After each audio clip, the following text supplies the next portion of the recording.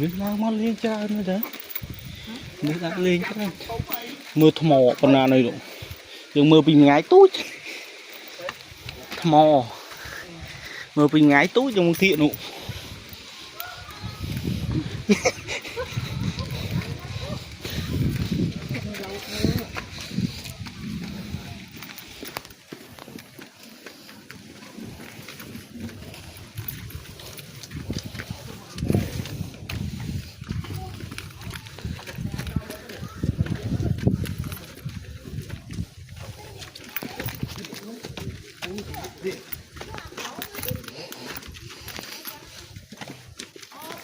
Chả có để nhé. Chứ ta nói cho em mình đi cục sắt đó nè.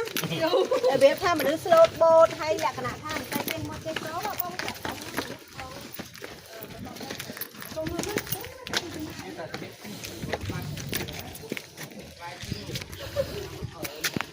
bây giờ anh cho phải khó cái khơi hơn mà cái nát tụt mưa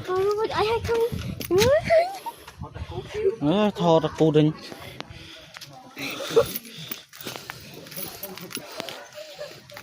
chúng đang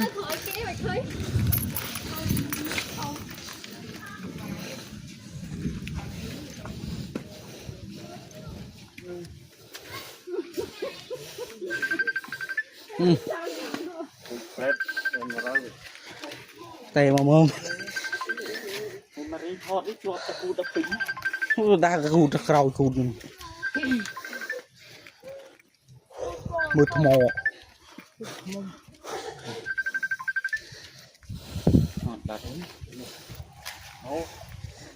Này nè. mò đi cái cá mà tơ cát tơ cát cái thứ chả đá là thò mò xe thò mò màn thế thôi Đây lâu có gì tinh tăng đây lâu không không. cái này cô yêu mà mới tục đái nghe từ cá cái món mà đâu mấy nè cô yêu mà mới tục cái món ấy tục em đâu mấy tục đái cháu thòm chiết chén thòm chiết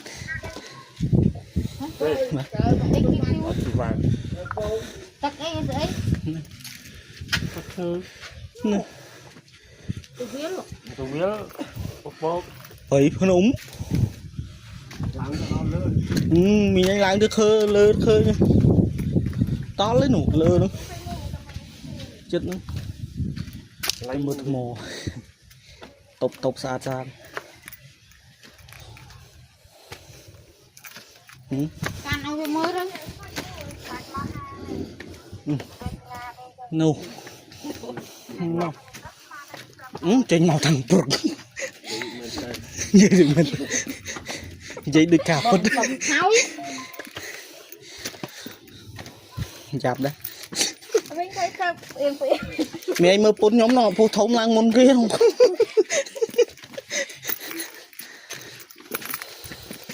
trái chấm ní lang phun úng lang môn kia bắt hạt lâu thì nè mày thầu thằng cười họ